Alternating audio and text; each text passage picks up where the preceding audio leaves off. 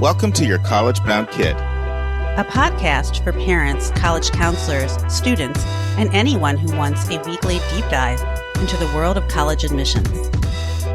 My name is Dave.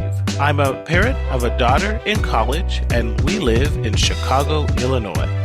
I'm Lisa, and I'm a clinical psychologist and college counselor. I have a daughter in college, a daughter in high school, and a son in middle school. After 30 years in Chicago, we recently moved to North Carolina. My name is Mark. I'm a college coach in Atlanta and the parent of two daughters.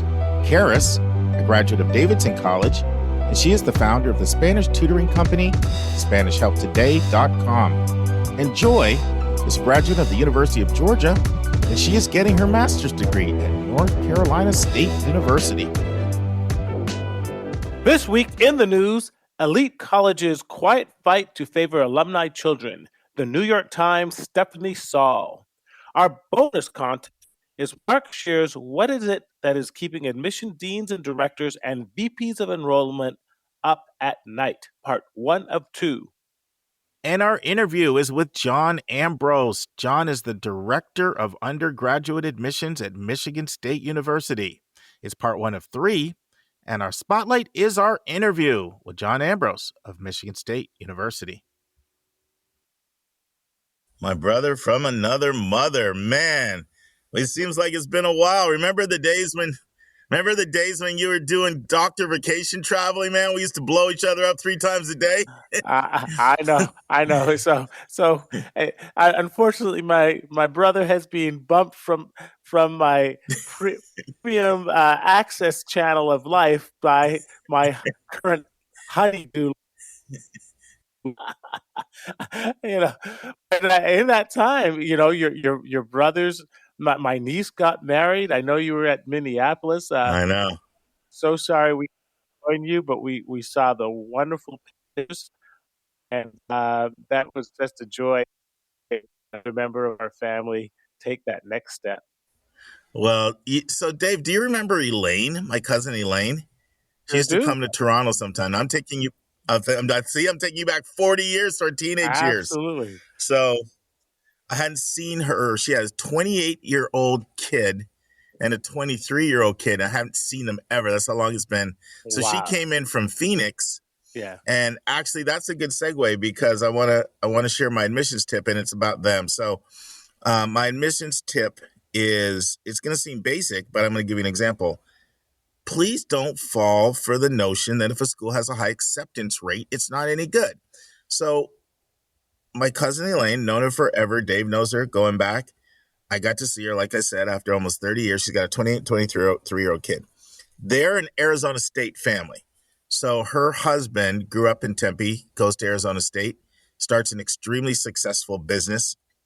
She goes to New Trier High School in suburban Chicago and goes to Arizona State. They meet. Both their kids graduate from Arizona State, the 20 and 23-year-olds. Now, here's what they're doing, Dave. Yeah. Her 28-year-old has a degree from Arizona State in aerospace engineering and has been working for NASA. Wow. Her 23-year-old has a biomedical engineering degree and has been working for the Mayo Clinic. And I say that because Arizona State is one of these schools with an 80% acceptance rate. You have a husband, Ward, extremely successful business entrepreneur. Elaine did very well in her career. Both her kids are done fantastically well. What if they would have said, oh, Arizona State has an 80% acceptance rate. It can't be any good.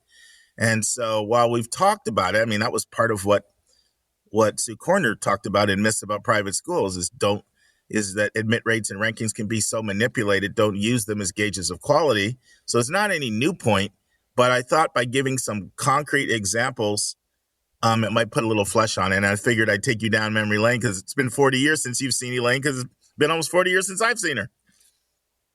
Well, to pub Arizona State, one of Lauren's classmates is currently at Arizona State because of airline pilot. And Arizona State is a school that has great training for people who are going into the commercial airline industry. I was just reading all these reports how there's a huge, massive pilot shortage. So anybody looking for a great 6-figure career, becoming an airline pilot is it. They're going to have a shortage that's going to stretch over for the next 10, 15 years at least. And the bottom line is Phoenix is the number one destination of population growth right now. I mean, real estate is booming. People love it. And Arizona State has this gorgeous campus. So yeah, anybody want a great option out there, it's Arizona State. And, and I could say the same thing for Arizona, too. I mean, very high admit rate, fantastic programs. We've done spotlights on both of them before. And I could also highlight lots of other schools, too, from the Oregons to on and on that have these high admit rates. I mean, the University of Oregon is just a jewel. So this is not really about Arizona State. It just so happened that they provided a great example for me. So that's our admissions tip. Now, the admission vernacular is cross. And no, I'm not talking about a crucifix.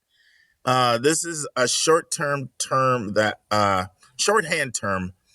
some admission officers use to refer to their cross apps. And what are cross apps? They're your competitors, or another term is your overlaps. They're their overlap schools. So who do you cross with? Who applies to you and to you? So sometimes they're called overlap schools, sometimes they're called cross apps, and sometimes they're just called cross. Who's your cross with? So there's a nice little neat term there, cross, that, we've got a good, Dave, I think 150 of these, maybe 175 of these vernaculars now. So starting to get into some a little bit more obscure ones that aren't used that often, but it's all good. People tell me they like them on the road, and they by the way, they try to be you. They try to find they play the little quiz game with themselves to see if they can get it right. Well, just remember, you can't BS a BSer, man. So I've tried to. Mark finally let me off the hook. I was feeling sorry for you, man.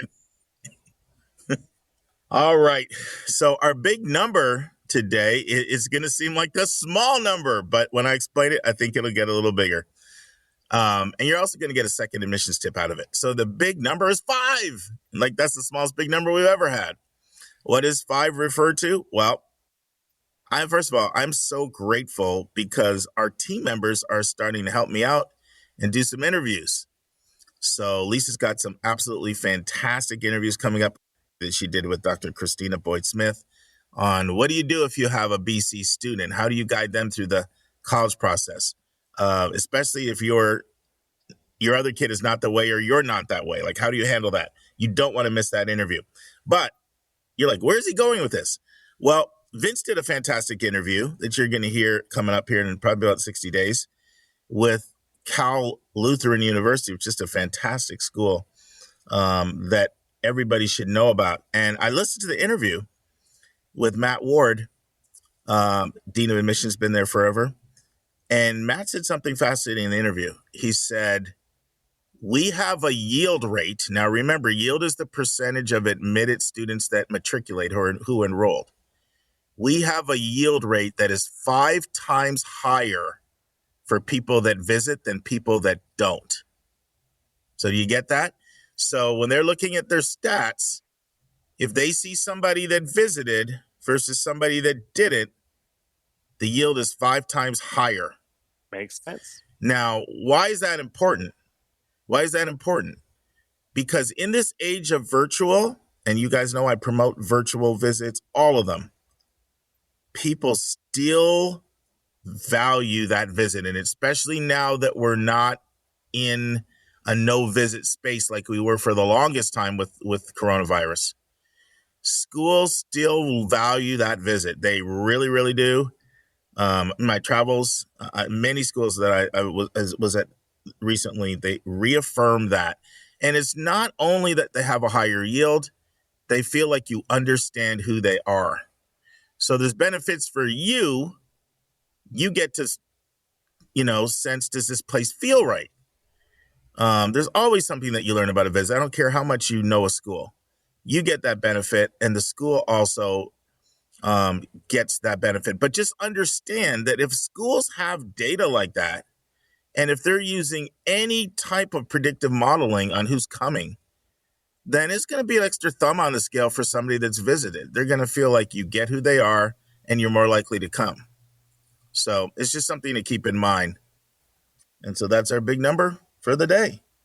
Dave, we got a great article. Take it away, my friend. And now it's time for Hot Topics in the News.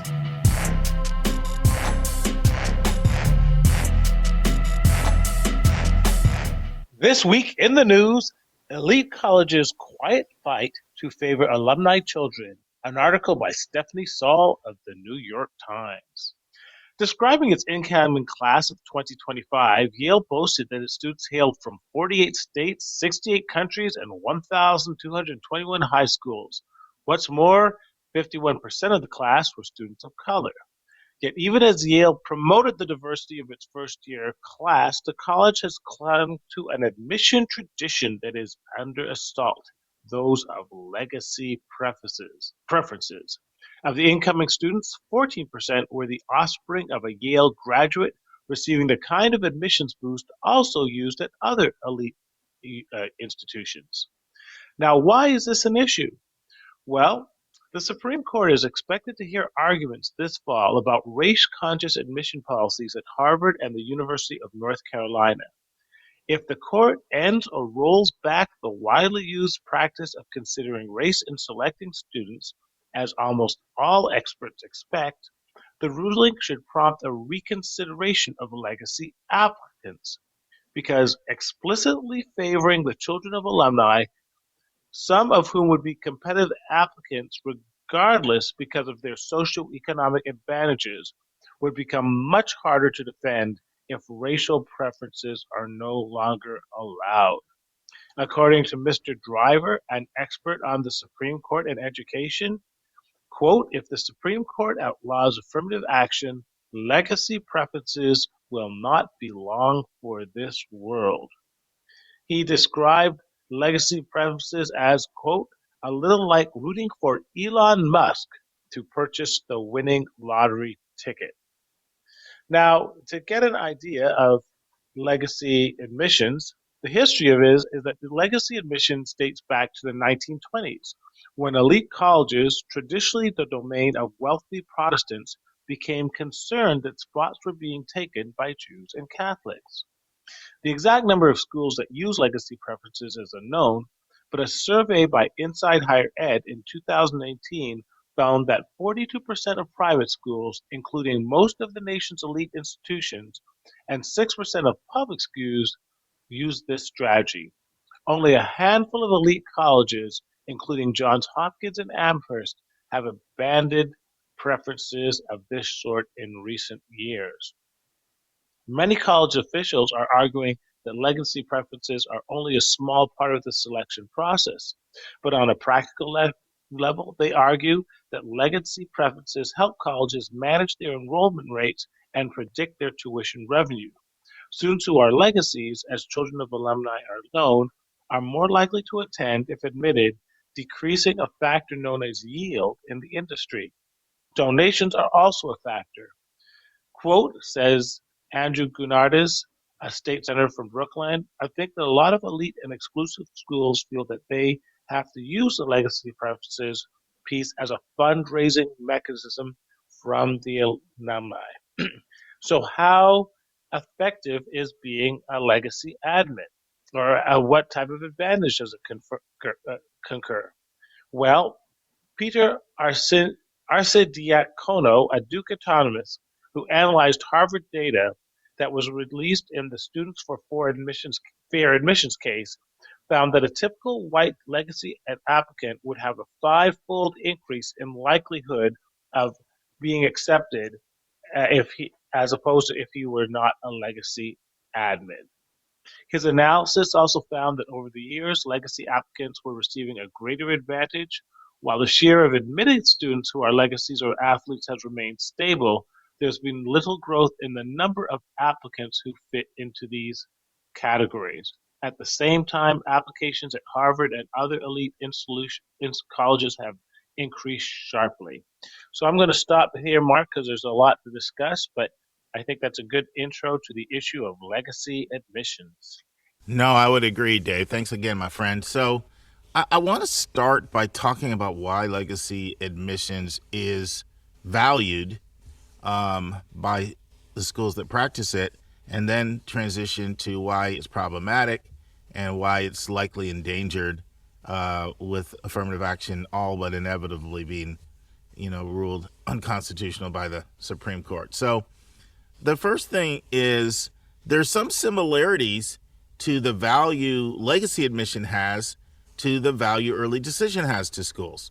Now, what do I mean by that? Well, we talk about the values of early decision mostly from the standpoint about helps you have a balanced class because you can lock in people from various constituencies to keep your multiple stakeholders happy.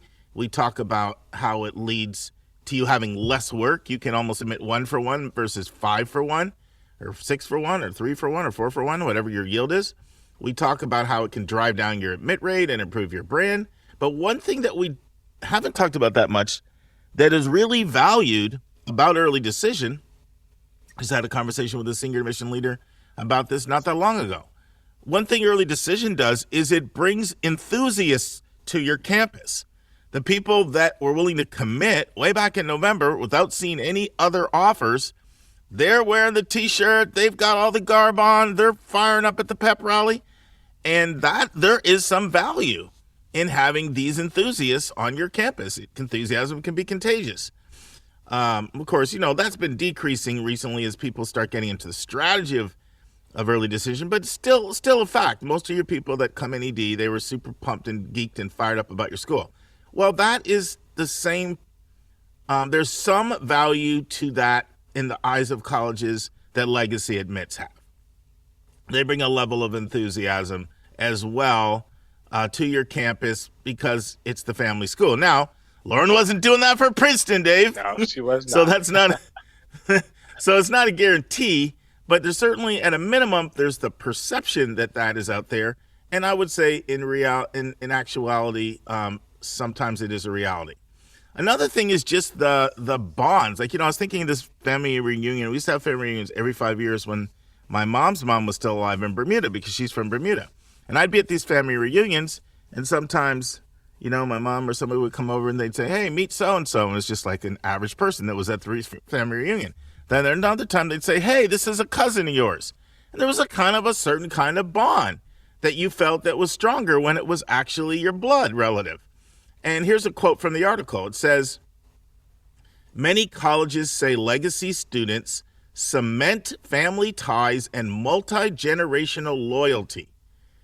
And therefore, only a few colleges have abolished this practice. A third thing is a lot of data shows that legacy admits are more likely to yield. So we know that in this super competitive world, people are very concerned about admitting people who will yield.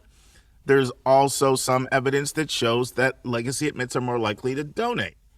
And so these are all some of the reasons why, legacy admission is valued.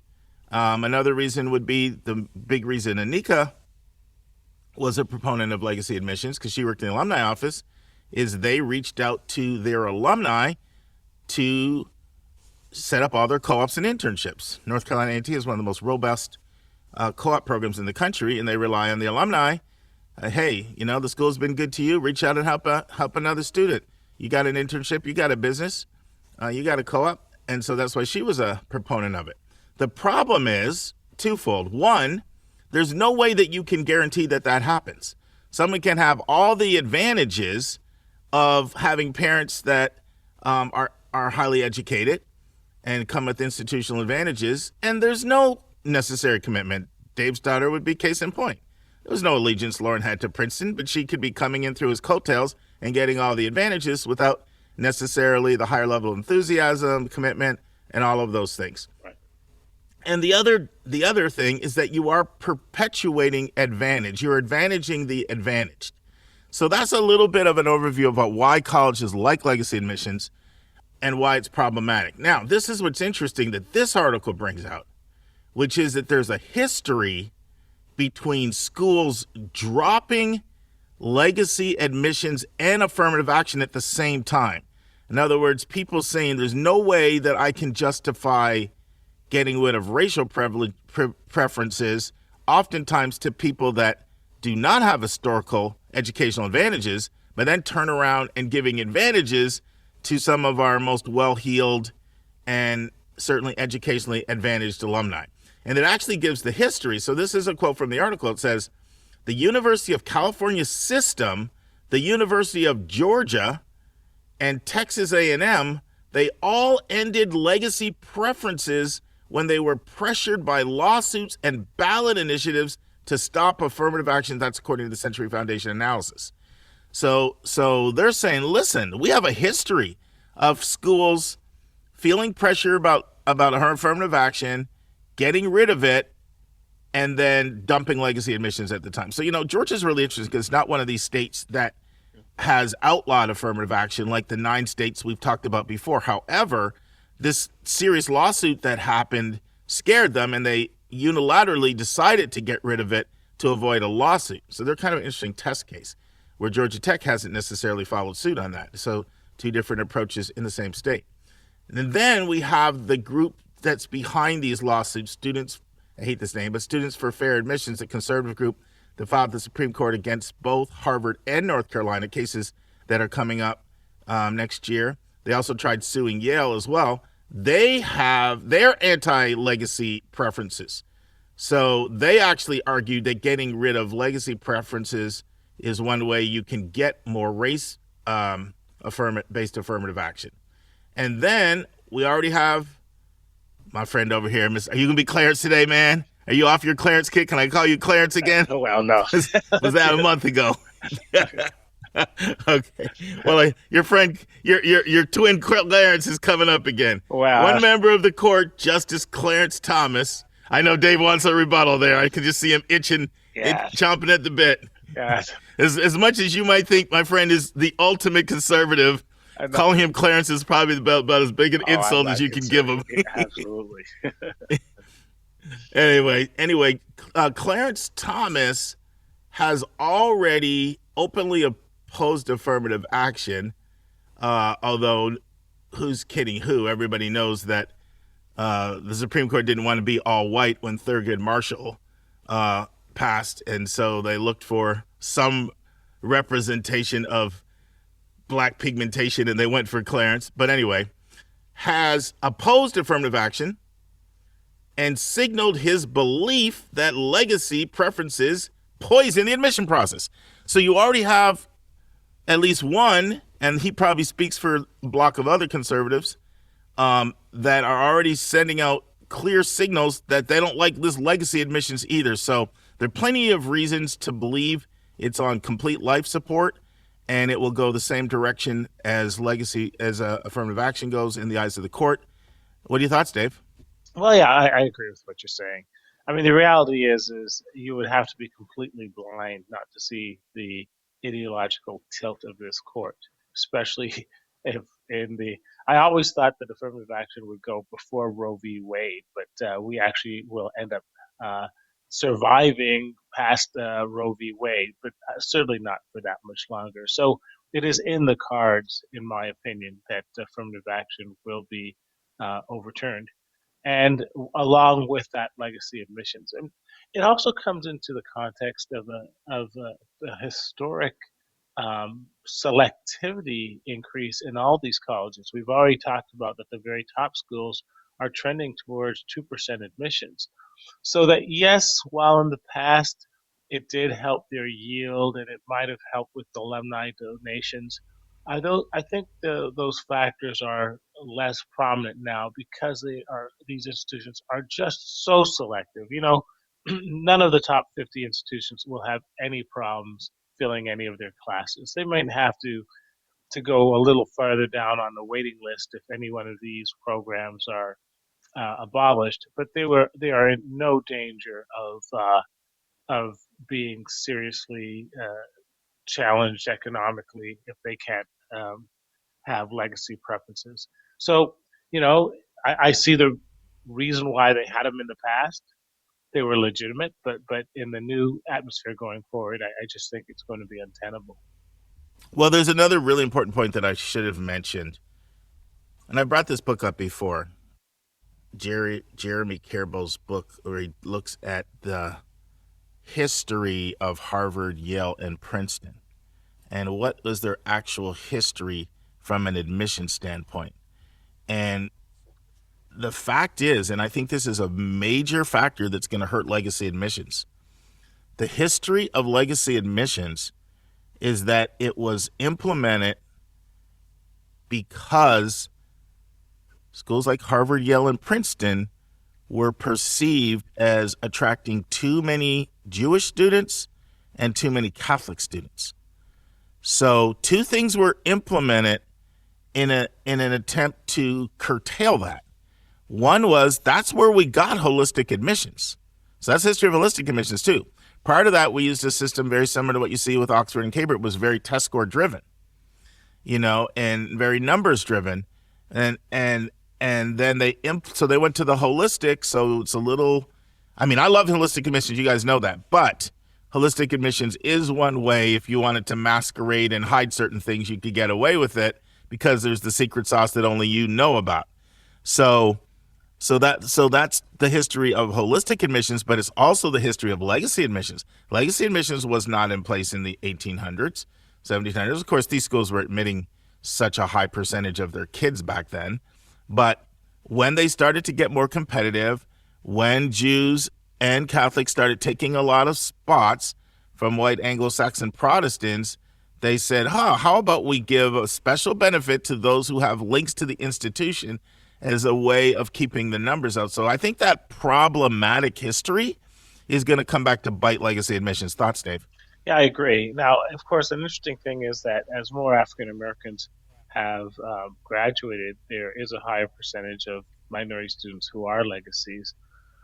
But, we've gone through this admission and that's process. One of the arguments, by the way, that people that defend it say. Yeah. They say there was a time when legacy admissions was exclusively just white Anglo-Saxon Protestants, but that was so long ago, and we've diversified now that legacy admissions can give you exposure to a broad swath of the American public. So that's one of the arguments you get for those who are for legacy admissions. They say that's an old argument that might have been true 50 years ago, but it doesn't hold water anymore. But there's still the aspect, though, of educational advantage. Absolutely. You're still advantaging the advantage compared to people that may not have that background. And I like your analogy, giving Elon Musk the winning lottery ticket. No, that was powerful. I know. With my daughter, she definitely did not want to. She wanted to get in on her own merits, and I concur. I mean, she had so many advantages, just socioeconomically in the school she went to, that the idea of giving an extra boost up was is sort of like taking a guy who's already 20 yards ahead in the starting blocks and giving him another 10 yards over the competition. It wasn't fundamentally fair, and I understood her thoughts about that and a lot of other people's thoughts. I will say too that there are so many ways to make the sausage. We talk about how putting together a class is really in many ways an extremely arbitrary process based on multiple factors. I think that with the test optional movement in full sway now, it's going to be a lot harder for the powers that be to really dictate how the colleges want to put together their classes, because there's not going to be one numeric criteria. So I don't. I still see the colleges with a lot of tools in their tool belt to construct the class in exactly the way they particularly feel they want it constructed going forward. And they're bright enough to figure out ways to get around all of these problems. In other words, if they want to get the $100 million donation from Bill Gates, I think they'll figure out a way to admit this kid. No, I would agree 100% with that, Dave. They have a lot of tools in their toolkit. And, Heath Einstein is one of my favorite admissions people, and I have an interview coming up with him in the next couple of months here. He's Dean of Admissions at TCU. And he has a very nuanced take on legacy admissions. And in some ways, I almost wish I interviewed him about this, but we just did, Julie and I did a deep dive on TCU with him which I think you guys are going to really enjoy. But his view is legacy admissions should not be permitted because it is advantaging the advantaged. However, demonstrated interest is absolutely an appropriate tool for an admission officer to use. Sure. And a lot of legacy admits have been coming to the games over the years. They've been involved and they've demonstrated an interest and a connection to the institution, and that is legit. Correct. So but that's an example of how schools could do an end run and still get legacy admissions without having it be a protected class. But I actually favor that because you may remember this, Dave. My original position was I was against legacy admission because it advantaged the advantaged. And then Anika, she actually persuaded me to have a much more nuanced view, which is if as a legacy you have demonstrated a commitment in a unique way to the institution, such as you've been hosting co-ops, right, or you've been an alumni interviewer, then I do believe you deserve the right to have a little bit more of a thumb on the scale. But just somebody who can check a box because their parent went to a school, they've never been on the campus, they've never shown any indication of any allegiance whatsoever, that's what I'm against. So I have a nuanced view, and that's kind of similar to Keith Einstein's view, which is if there's a track record of demonstrated interest and engagement on the part of this family, then we're not going to admit them through legacy admission, but we'll give them demonstrated interest points. And I actually think that's fair. Yeah, and I know sometimes it's like, hey, take a side, Stuck, get off the fence. But some things are just not that simple. Like, to me, the nuanced view is to me, that's where I come down, the more accurate one. No, by the way, if anybody missed that past times when we've advocated Carable's book and you want to know exactly what it's called because you want to pick it up, or you want to go to your local library as we've been promoting lately, or if you want to get it off of our list of all our books on yourcosmokid.com under resources. It is called The Chosen, subtitled The Hidden History of Admission and Exclusion at Harvard, Yale, and Princeton. And it talks about how holistic admissions came into being, the problem with so many Jews and Catholics in the eyes of some people, and how legacy admissions was implemented as one way to make sure that sort of the old boy network would still get its spot at the table. But Dave, I kind of feel we've beat this one up, man. I think so. And you never even fought back on me on being Uncle Clarence, man. Uncle Clarence that's a bad replaced Dr. Lincoln Penny, man. Replaced Dr. Lincoln Penny. You got to bury that one, man. I got to go back to Dr. Lincoln Penny. I think so. Yeah, you can't tie with Clarence, man. That's too deep. Too extreme. Too extreme. Absolutely. Yeah, that brother's crazy. Awesome. Well, yeah, and his wife is too, by the way. But we'll stay off politics. Yeah, well, thanks, my friend. Nice to have you back. Nice to reconnect with you. It feels like it's been a while. Awesome. And we had a nice catch-up call yesterday as well. But let's not be strangers, man. Let's get back to communicating like we used to. I think so. I think I'm just going to spend 10 days in Europe coming up, and then I'll see y'all back in August. Yeah, Dave's treating his wife. She's got a big birthday coming up. She's wanted to have this European vacation.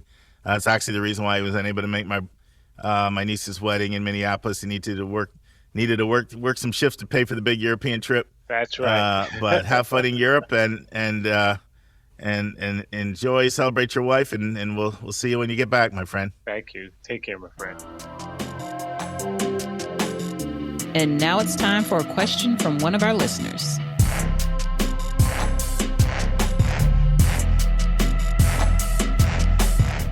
Friends, hopefully you enjoyed the first part of my bonus content with Lisa last week, where we discussed what is it that's keeping senior level admissions folks up late at night.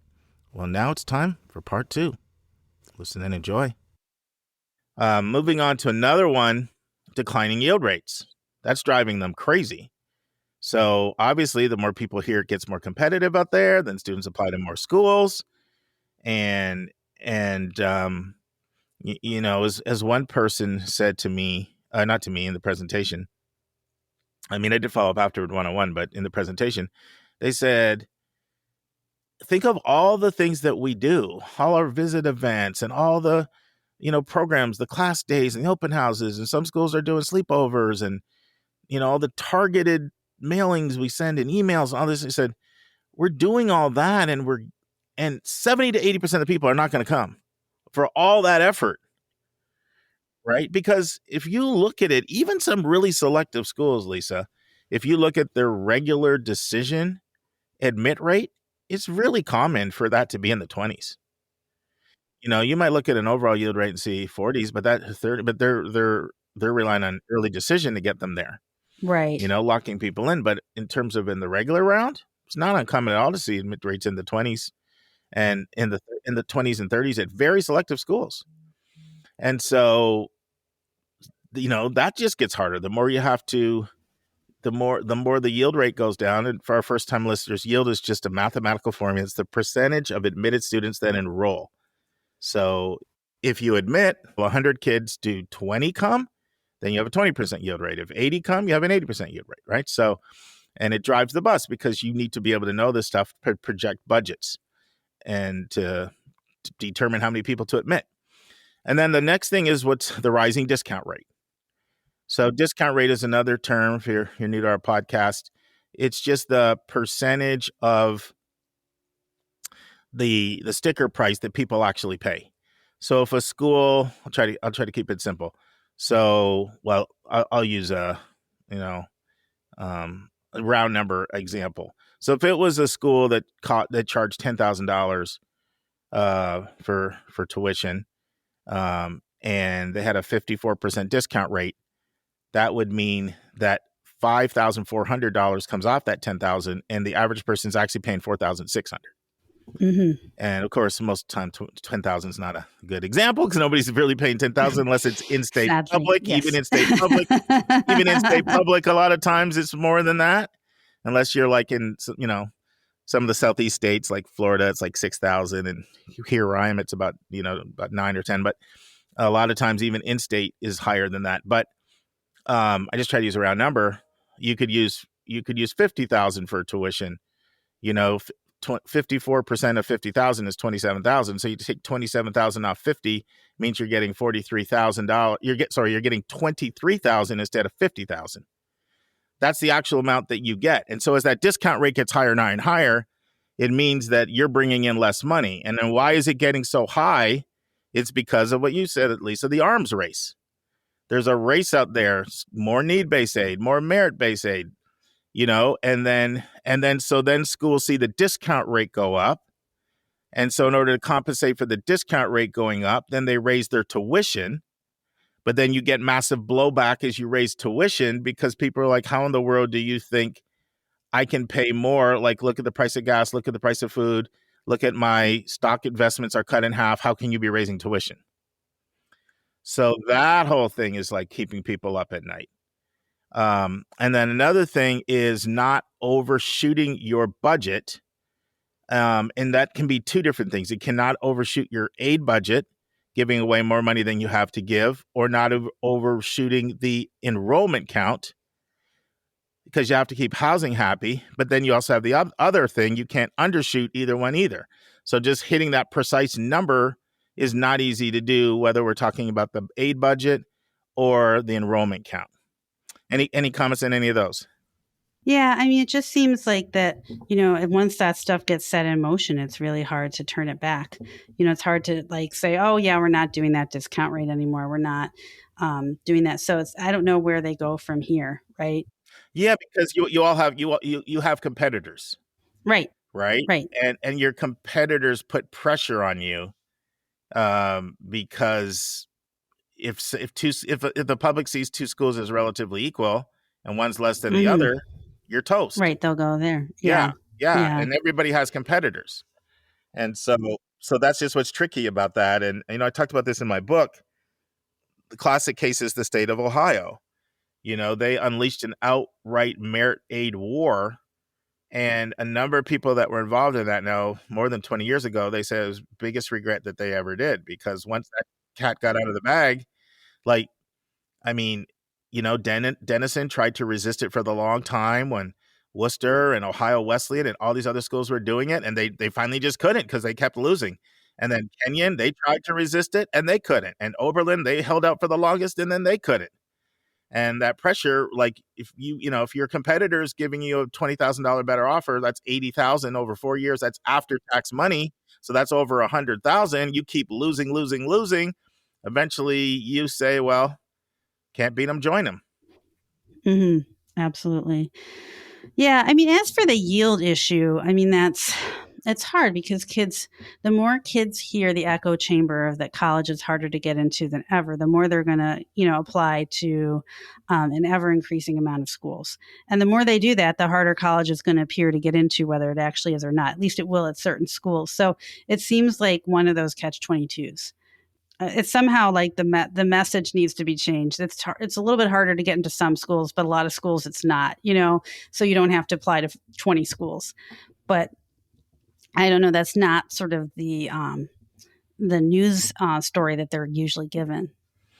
Yeah, and that's one thing I'm hoping for a change. I mean, this is something that Rod Skinner, when Rod was on the podcast, he talked about the work Angel Perez is doing at NACAC to have a whole different model where the focus is on celebrating access and not celebrating who you deny.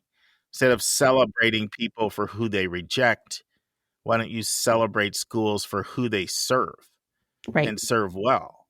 And that's a paradigm shift. But it's not going to, and it's going to take an all-out war to change public perception, even a little bit of that, because I think it's just ingrained into the minds of people that if something's harder to get, then it's better. Right. And that so oftentimes is not true when it comes to college admissions. But that mindset continues to just be dominant. Right. And then some other things that they mentioned, the last few that I wrote down were navigating the new terrain of test optional, like just learning to adjust to it. What does that mean? How to read a file without scores and do it well? Does it mean how much emphasis do we put on other things? It's just new. It's a new terrain that they're trying to learn. Another thing that was mentioned is that the community college pipeline is down because, we've talked about this before. Community colleges were hit harder than anyone during the pandemic. And that makes sense because they have more non-traditional students. And, and there were more people there that, hey, I got to work more or whatever. And so as that pipeline goes down and people can't do school because they have to do work, then that's one of your big feeders is starting to dry up. Now, this is not to imply that every community college is experiencing decline in admissions, but it's a fact. If you look at the data, community colleges were hurt the hardest and the regional publics were hurt the next hardest, as well as things like some of the art schools during this time. So that's part of your pipeline, and that's starting to dry up. And also a lot of kids at go to regional publics, a lot of times they were like, hey, I can get a really good job out of high school right now, because the Great Resignation led to massive amounts of people in the workforce saying, I'm not going back. And then employers, whether it's a waiter or waitress job or a DoorDash or Uber or Lyft or Amazon, I mean, they had to start literally paying kids out of high school $20 an hour. So now that becomes more attractive to a lot of people. And if you're relying on a lot of that population to either go to community college and transfer in or come right into your system, then, in the past where people would pick college, now they're picking jobs and work. Mm-hmm. And so what it's doing is just putting this pressure on schools to do more high pressure things, whether it's gimmicks, like they feel they're getting more pressure. We got to lock people in more ED. We have to use more sophisticated predictive modeling to figure out who's coming. We have to come up with a way of doing more merit aid. We have to do more of, ED3, which is basically waitlisting people who we're not sure if they're going to come, and let them prove to us that they're going to come. We have to do more. Let's send people overseas abroad And let's not count that in our numbers so that we can still maintain our selectivity in our profile. Let's create more spring, pathways, snap apps, fast apps, all these type of things that schools are feeling pressure to because of all the tsunami that's hitting them. And so, I don't know. I just thought it would be helpful for people to see things from a school's perspective, and maybe it may just help you to understand why some of the actions that schools take, they take. Any final thoughts, Lisa?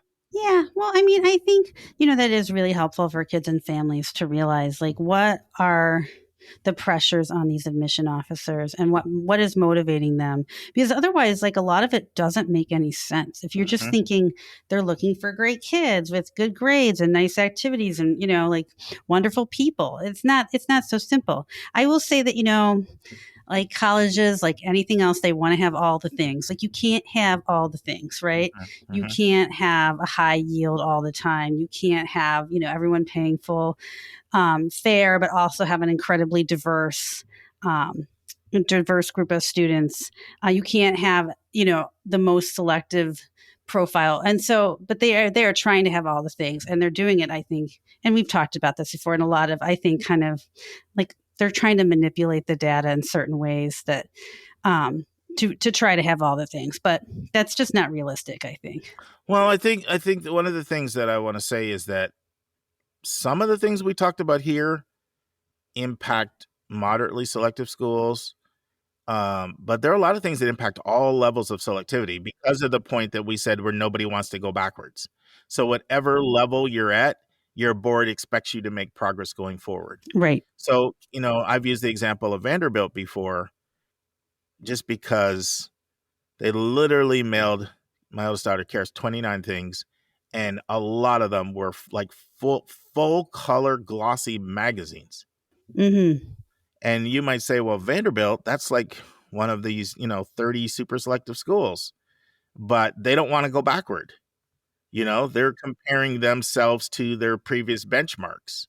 Right. And they're doing that. Which I think, like, if, board of trustees maybe don't also have the education, they don't understand all these factors that are affecting the Office of Admissions that you just mentioned. Like, they're kind of asking people to do the impossible a little bit sometimes if they are having all these demographic issues, and then, like, affirmative action's gone, so they have to kind of reconfigure things. I mean, they might not get their goal that year because of change. No one would expect them to, but they're going to be expected to do it anyway, and it's that just constant, never ending, inflexible march for more and more and more that I think can just be so damaging. And I mean, I think it has to be so hard to be an admissions officer.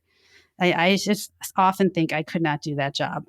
I would rather listen to people cry and hand them Kleenex all day long, than make the kind of decisions that they have to make. I'm not cut out for it. It's so hard. It is, but it was super fun and rewarding. Although I will say this, and coming up over the next weeks, I'll share some things. One of the great things for me, particularly on my week in Colorado, that was a counselor fly-in program. So that was 37 counselors from all over the country. And one of the things that made that so rich was just interacting with the counselors. And I think I've shared this before. Like, one of the big reasons I left admissions was it was just so painful denying more kids than you were admitting. And that, I talked to somebody who was at Vanderbilt, that got them out. Someone else who was at Columbia, that got them out. Someone who was at Harvard, that got them out. Like, after a while, I just couldn't take it. Like, you're giving all the bad news to, you get joy in admitting people, not in being a deliverer of bad news so much. So that's one of the hard parts of that job, is just, constantly having to turn down extraordinary kids. Right. Well, and I think that a lot of times people who go into admissions, they want to help kids. They're sort of, socially minded. They're in education. They're not making the most money. It's a little bit different. Like, if you're kind of signing up to be a investment banker, you know what you're doing. Like, in advance that, like, there's going to be some tough stuff and hard decisions you might have to make. But that's not necessarily how people think of admissions, but it is. You're totally right. People that go in admissions, they go in it really because they love kids and they want to help kids. Mm-hmm. And sometimes it's they love their institution. But either way, it's like a serving profession similar to teaching or to counseling, which is very different mindset than like, how can I make a lot of money? I want to, I want to be really wealthy. That is, that's more cutthroat, and it's cutthroat right from the start. And then they're, a lot of times they're young, and they're a little naive about how the world works, and they think everything is all about just helping the kids, but they don't realize like the business pressures. Yeah. Now, different schools have different reporting mechanisms. Not everybody's always reporting. I mean, there is always a certain degree of reporting to the Board of Trustees. That's not always the direct report. But ultimately, the thing about the Board of Trustees is they see themselves as guardians of the financial health of the institution. So that's the realm through which they're coming, right? Where if you look at like the provost and all the chairs and all the heads of the academic side, they're coming at it from the academic side. And different admission offices are set up in terms of like who's your direct report, but either way, there's pressure. Either way, the pressure is a different set of pressures that come from on the academic side. Why aren't we getting more kids like this? Because I got a zillion competitors, and it's hard to win against all of them. And some of them have a lot more money and better locations and more prestige, and stronger programs. And so, and they don't get that.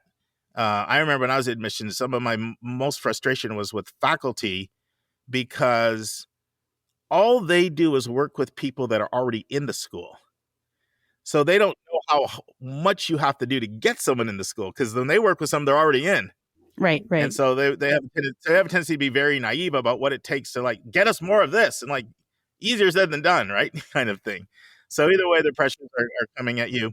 But I just think, I'm just trying to be negative with this. I just think that I'm hoping that people seeing this through the lens of a school might just help them in some way. I don't know. Can you think of any practical way in which it helps you as an applicant, knowing that this is what's going on behind the scenes? I mean, I think what it does is it takes it out of, they rejected me. Like it's a personal thing too. Like I didn't meet whatever agenda that school was doing at that time. And that's an enormous help. Like it's still sad. Like you wanted to go there and you didn't get to, but it's not like because I'm bad. It's because I'm not what they needed in that moment. Yeah. In a different moment, they might have loved me and needed me. So I think that's what people need to hold on to. It's not about, it's kind of about you, but it's really not about you.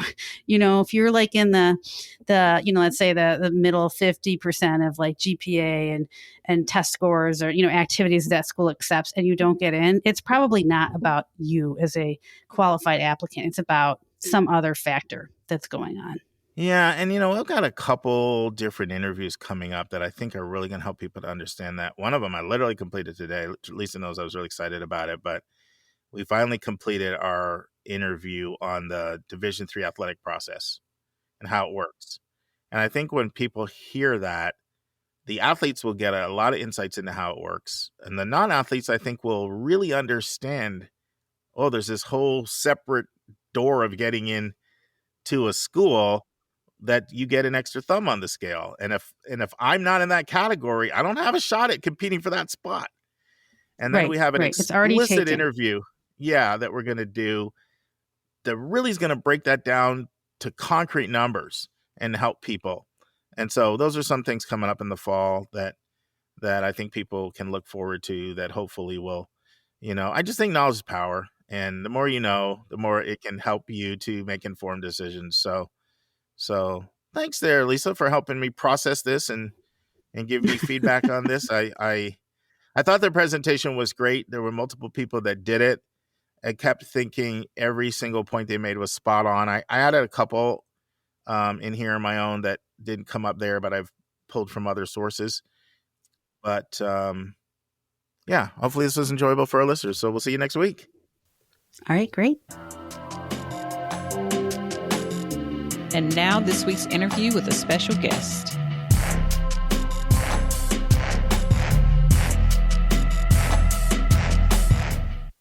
And friends, you're in for a treat today. I'm interviewing John Ambrose, and it's personal for me because, of course, I have very fond memories of my time at Michigan State. In part 1 of 3, John gives his backstory. Then he gives an overview of Michigan State. He talks about the different colleges that comprise Michigan State. He talks about MSU's role in spearheading the land-grant universities. He'll describe the campus for you. He'll talk about the surrounding areas of Lansing and East Lansing. And then he answers 3 questions our listeners sent in. How is MSU different from other Big Ten schools? How has MSU changed in the last few decades? And how does Michigan State's admission process work? Listen and enjoy. Friends, I am really excited today. I'm here with John Ambrose from Michigan State University. How you doing, John? Mark, good to see you. I'm doing fantastic. I'm so excited to be here today and looking forward to our conversation. Well, you know that I kind of bleed green and white, so I'm going to try really hard to not be biased and give an objective interview. I'll do my best. You know how Spartans are, so I suspect that you're going to make this. You're going to make it through it just fine. So. Well, I have to tell you, we did a spotlight a couple months ago on that place 60 miles away, those bluebellies in Ann Arbor. So this is like my therapy to cleanse my system from that one. Well, you know we don't like to brag, but we will talk if you ask us. Awesome. So why don't you kick us off, John? Start with your personal story, anything you want to share, and certainly walk us through up to what you're doing today, and any admissions experience you've had. Sure. I'm a Michigander, born and raised, grew up in the city of Detroit. And here we like to tell everybody what high school we attended because it's one of the cultural things that we do.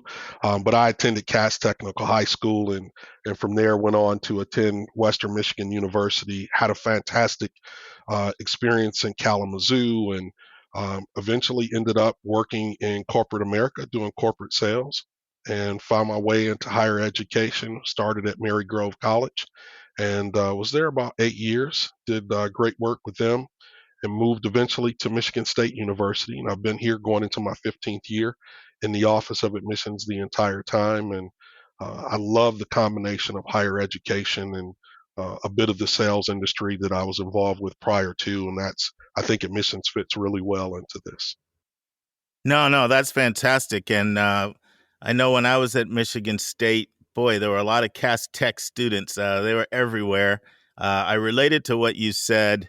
You remember the old Murray Wright High School? Does that ring a bell? Yeah, the pilots. Yeah. Yeah. Well, my wife's a graduate from there. So when you talked about Detroiters identifying by their high school, I had to get a little Murray Wright reference in there. They closed, 15, 20 years ago now? Something like that. There were a lot of contested battles at Cass Tech on the hardwood and out on the field playing against Murray Wright. So, well, awesome. So John and I, we actually met in 2019 in Washington, D.C., and back then, you were relatively new into this role, I think, at that time, John, if I recall.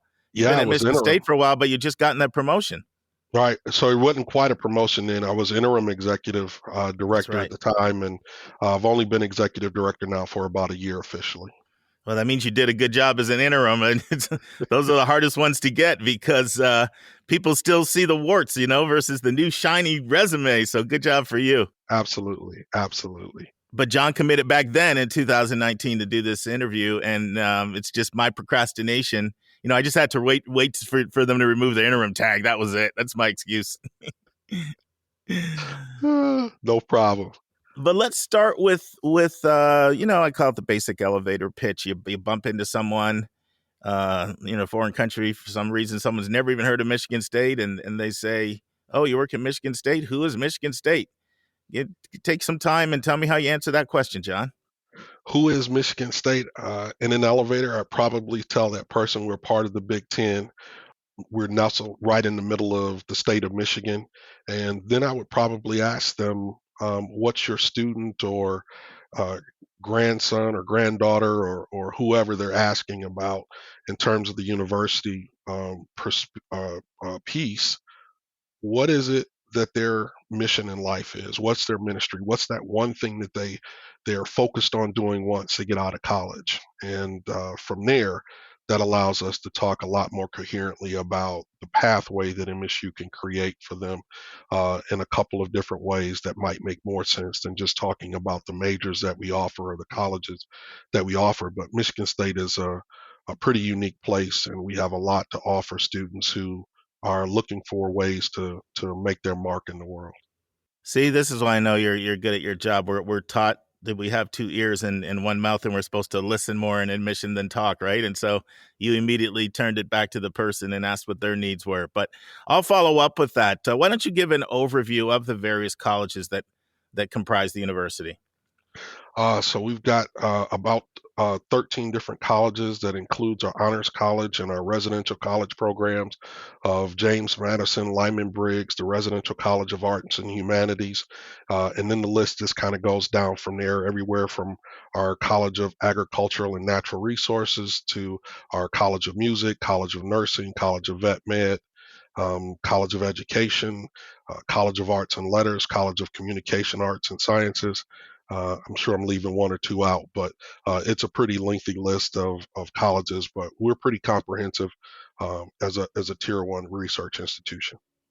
Yeah, and I'll follow up with you a little later in our interview about some of those colleges specifically. But one thing I know, John, is that MSU is often given credit for really pioneering the land grant university movement and is really establishing the prototypical university kind of in this mold. And what do you feel MSU's role has been in sort of spearheading the whole land grant college movement? What does that mean, and how does that shape the culture or the experience of students at Michigan State? I think a lot of people don't really understand the history of colleges and universities. And so when they were established back in the early 1800s, you had to be white, you had to be male, and you had to have money. And that was pretty much the criteria to attend college or university. If you were female, you couldn't get in. If you were male and white and poor, you couldn't get in. And so when the grant, the land grant piece came about, it was about the state providing land use so that a university could be established for the people of the state. And so they were donating land, and the state of Michigan gave Michigan College at that time gave us land in order to establish the university. And that became the prototype that other states began to utilize. And so from that point, at its very core, it's all about access. And it's not about the tradition of what college and university has been. And so we like to think of ourselves now as a global land grant university, that we're providing access for students in a global format, not just from a national perspective. But we take it very seriously. Some of the others don't talk about their land grant missions as much as they used to, but for Michigan State, it's still a major piece of how we identify and recognize ourselves and the work that we do as a higher education institution. Thank you. Thank you for that. Now, I know one thing from my own experience at Michigan State, and actually I'll go all the way back to when I was in high school and I visited Michigan State. And the first thing that blew me away was the campus. The campus was just resplendent. I mean, it was unbelievable. And it really shaped my experience as a student at MSU. It's a 5,300 acre campus, as you know, one of the largest in the nation. Can you describe the campus for those who have never been to East Lansing, never set foot on Michigan State's campus, and talk about the sort of the impact the campus has on the college experience? Michigan State is located in East Lansing, Michigan, as I mentioned earlier, kind of in the heart of right of the middle of the mitten, if you will. So we like to show the mitten, and about where Michigan State is right in the middle of the palm of the mitten. We are, as you said, a 5,300 acre campus with miles of bike trails and eligibility for students who not only like to bike, but if you like to longboard or skateboard. Our roadways are well maintained and provide great access for students to do that all across the campus. On any given day, you're going to see thousands of students riding mopeds and moving about the campus, but it is the kind of idyllic setting that would take you back to any thought you had of a traditional college campus, from new buildings to ivy covered buildings. But we also host 7 farms that are included as a part of that 5,300 acre. We are one of the few institutions that have 3 medical schools that are included for human med and osteomed and our vet med programs on the campus. But we brag about 50,000 students, undergrad and grad total. And we have a couple of settings across the state of Michigan that also make up part of our campus inventory. So we are kind of a campus, and we have a river that runs through the center of campus called the Red Cedar River, which is included as part of our fight song. And you can even stand in the area by, I'm sure what you did when you were there, the Whispering Pines along the river. But it's just a unique and an incredible place that almost feels like home the minute you land on campus, because the people are friendly. They'll speak to you. They'll ask you where you're from. They'll encourage you. And if you ever say go green, they're going to respond go white. So be careful about wearing the Spartan helmet and forgetting that you got it on, because my wife and I were traveling a little while ago, and we were in the airport, and she had on a sweatshirt, and somebody hollered out go green, and she wasn't even paying attention, and I hollered back go white, and she looked at me, she goes, what happened? I said, honey, you got on a Michigan State sweatshirt. And she's like, oh man, I did it again. So you just have to know that this is one of the most unique places in the country.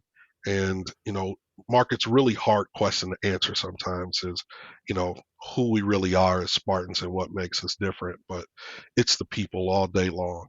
And I know it sounds cliche to say, but we're that kind of place.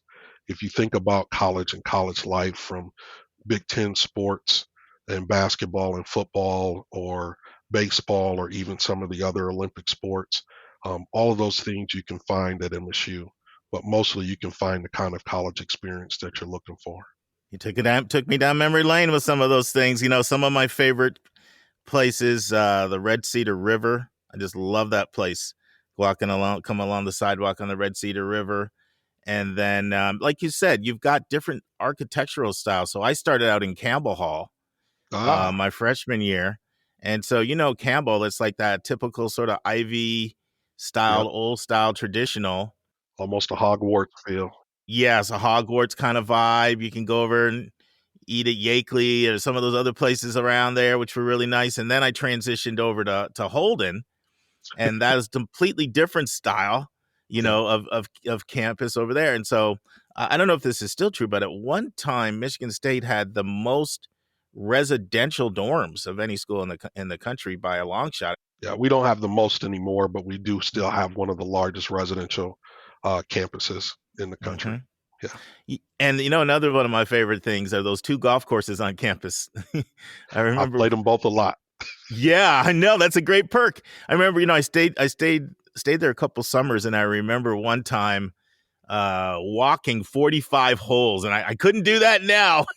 And of course, I'm in Georgia, so we just use golf carts here now. But oh man, that's a lot of golf, man. Yeah. Well, I was competing with my buddy, and I had to try to beat him. So you know how that is. I did 36 in my youth, and we were in South Carolina in the heat, and I can tell you it took a lot out of a young man, so I can imagine. Well, it's nice to be 20, you can do things at 20, can't do in your 50s, so it's all good. Let's take a break to learn about Mark's recommended resource for the week.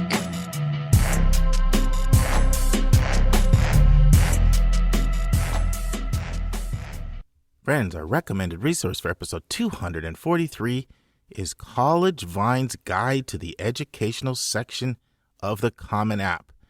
Now, this resource will assuredly help anyone who's completing this important section of the Common App that often befuddles students. It's a step-by-step guide with visuals, graphics, and we've attached the PDF right to our show notes. So I strongly encourage you, as you're completing the education section, just check it out and make sure your answers are correct. We'll now return to my interview with John Ambrose of Michigan State University. So we had our listeners send in, actually, before I say this, you commented on one thing, John, that I was going to mention this to you in a question ahead of time, and I didn't, but I want to ask it because you commented on something that is very distinctive about Michigan State, and that is the friendliness of the people. It is unbelievable to me how friendly the school is, and I'm wondering if you have a theory on just where that friendliness comes from, because not every school is that way. Mark, I don't know. I mean, I've visited a lot of universities across the country during the 20 plus years that I've been doing this work. And it's amazing that, to me, every campus, every university they have a personality, Sure. and you can feel that energy when you arrive. Yep. And you were talking about our friends down the road, 60 miles.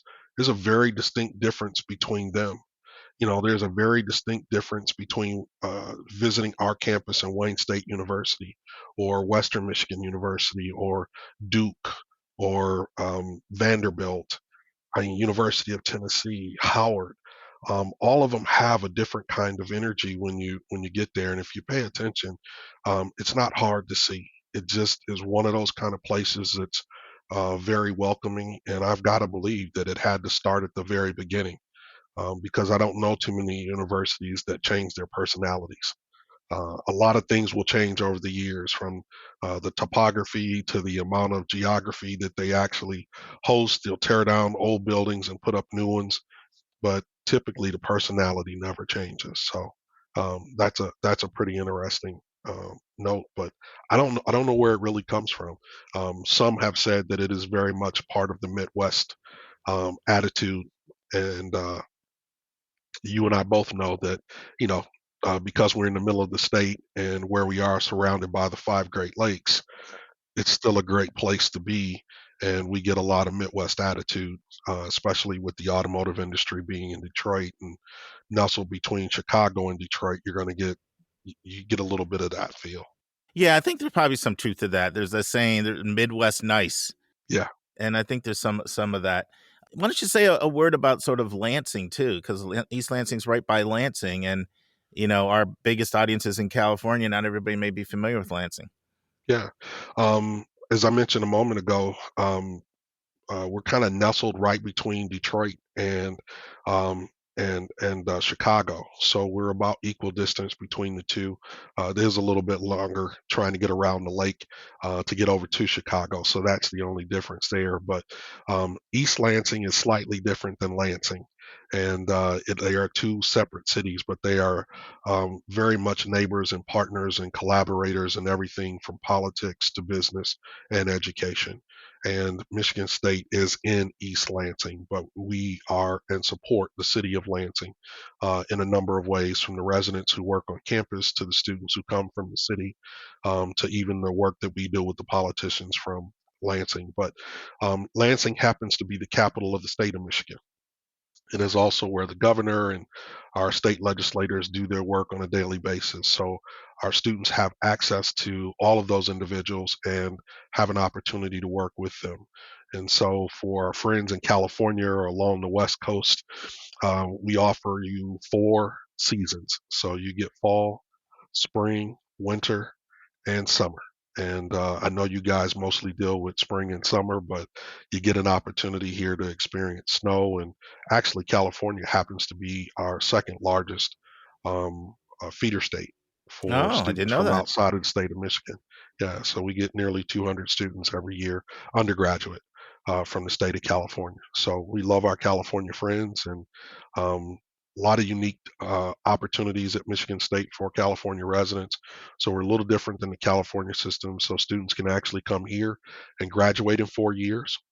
And so that means that you get a year jump start on getting started with your career. And you also have the opportunity to not have a year worth of educational debt tacked on to do year 5. There are some programs here that are 5 years, like our engineering programs. Some of those degree programs are, but students can do it in 4 and graduate. Thank you. Now, we had a number of listeners send questions in, and so I'm going to transition and read these. Especially Illinois. We had 3 from Illinois, and then 1 from Ohio and 1 from Michigan. So, and 1 from California.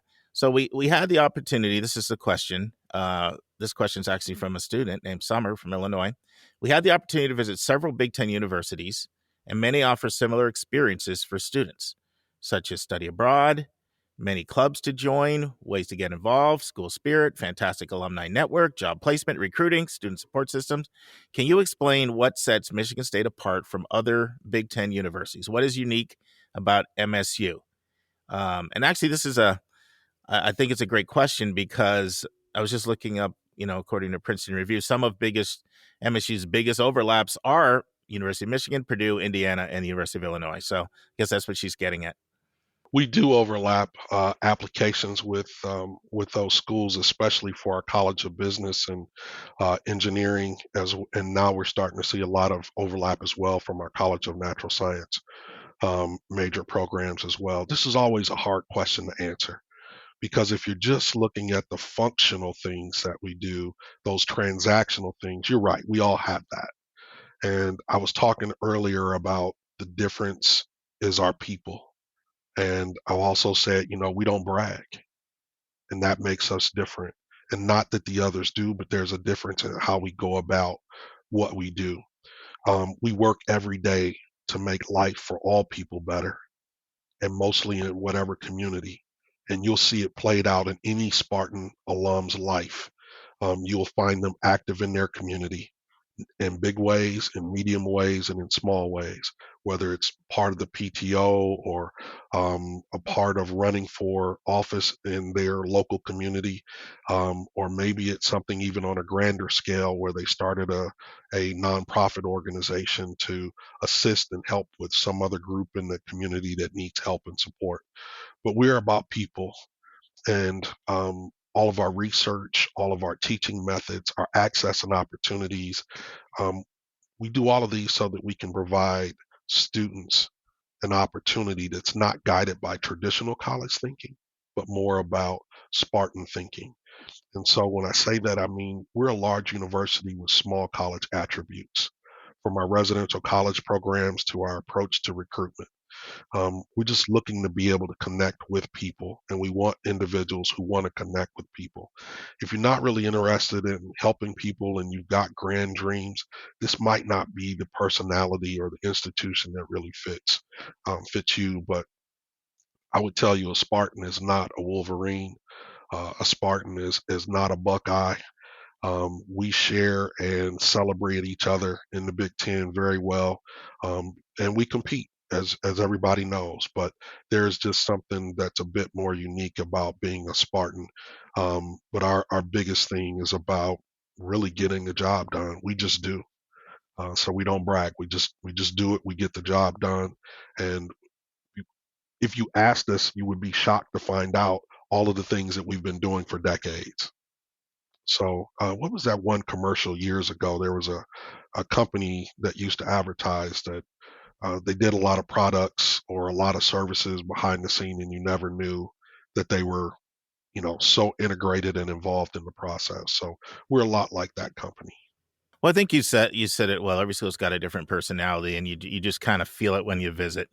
And it sounds like a bit of a cop out, but ultimately, Oh, Mark, look at the work you're doing. mhm. I mean, this podcast alone is evidence of the type of support and help. So individuals are looking for answers to questions.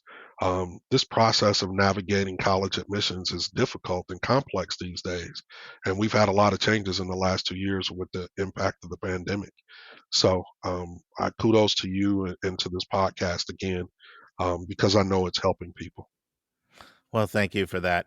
Our next question comes from Bobby from Ohio, but she's got some Michigan State ties within her family.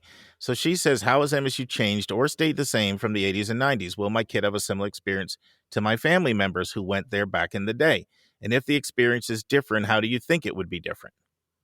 Bobby, the world changes, and yet some things stay the same. I think you're going to find that at most institutions, and MSU is no different, that premise still holds true for us too. And so the courses and the structures on campus will be different, and to some degree, the culture will change. But the identity of a Spartan has not changed since 1855, and that will remain a constant as long as MSU is MSU. There you go. And now we have Kelly from Illinois, and she wants to know a little bit more about MSU's admission process. She wants to know what happens when a student hits send and the apply button. What factors does admissions consider when evaluating an applicant? Sure, I can share that information with you. A student's application has to be loaded into our system, and this is a manual and automated process. So manually, we have to match all of the supporting documents or credentials that come in because they don't typically come in with the application. So the transcripts, the personal statements, some of those types of things, when they come in, have to be matched up, and that requires a human to do those. So it takes a little while for us to do that, especially when we've got 57,000 plus applications coming in on an annual basis. But once the file's complete, it goes to the counselor that's assigned to the school to review it, and that person will make a recommendation. From there, it will go to a committee for a final decision. If the reviewer and the committee agree on that decision, then that decision will go to the student. If not, it's returned to reviewer for additional comment. So we're looking for students who've displayed a consistent academic track record, who've challenged themselves by taking some rigorous courses, completed a college prep curriculum, hopefully have engaged in leadership activities, and that doesn't necessarily mean being a leader, but participating in activities that could be seen or viewed as being a leader, and can share their perspective on who they are, but how they think through their personal statement. So those are the things that we kind of pull together to take a look at the whole student. So clearly you're looking at a transcript. You've mentioned the personal statement. You've said, look, maybe there's some leadership. So I'm assuming you're looking at activities and what people have been involved in as one factor. I know Michigan State went permanently, if I'm correct, test optional recently. Am I correct about that? No, not permanently. So okay. For the next 5 years, we're going to be test optional. Okay. We wanted to take a look at the impact of test optional on our graduation rates. So we've been very focused on closing the gap on our graduation rates for all students across the campus. And so that's one of the big things that we're taking a look at. So we are test optional. So if a student decides that they don't want to submit a test, they can still be considered for merit aid as well as admission to the university. Friends, this concludes the first part of our 3-part interview. I hope you'll join us next week for part 2 of 3. Preview of Monday's episode, Mark shares the latest announcements in admissions and higher education. Our interview is Lisa Ruff interviewing Dr. Christina Boyd Smith from Minneapolis on, quote, guiding a BC student through the college admissions process. And friends, I can't end without saying that college is not a prize to be won, but it is a match to be made, and that's about you reaching your full potential. That's not just some trite little truism that sounds cute and sweet. When you get to it, it's like trying on the suit that fits right, putting on the pair of shoes that fit right for you. That's going to be the more comfortable pair of shoes, even if it's not the most expensive one. And that's the message that we hope you leave. So see you next week, everybody. You have a witness. See you next week, my friend. And that's our show. A big thank you to you, our listeners, for tuning in this week. If you find this podcast helpful, please follow us and you'll get every single episode as soon as it is released. If you're interested, there are a few ways you can really support our podcast. You can click the share button and send it to your friends and acquaintances. You can help us pay our staff and our expenses by donating on our website. You can write a review for us on Apple or Spotify. I'm the producer of the podcast, but we have a fantastic team of 14. Shout out to our co-host, Dr. Lisa Ruff, Dr. David Williams, Susan Tree, Vince Garcia, and Julia Esquivel, and to our substitute co-host, Sylvia Borgo. Our sensational sound engineer is Nemanja Motvich. Our amazing music is from Victor Allen Weeks. Marketing designs are from Kimberly Blass. Lily Parikh manages our Instagram. Our image editor is Talha Khan. Joyce Ducker does our website episode updates. And our webmaster is Stalianos Dimitriou. If you want to have a coaching session with Lisa or me, just text me at 404-664-4340. If you have a question you want us to answer, or if you have a recommended resource or article you think we should discuss, just send it to questions@yourcollegeboundkid.com. By the way, check out our website, where you'll find lots of content that is not on any podcast app. Our website is yourcollegeboundkid.com. If you want to learn about other hot admissions topics, follow us on Twitter at YCBK Podcast. We think of you as our listening family, and we look forward to meeting again with you every single Thursday.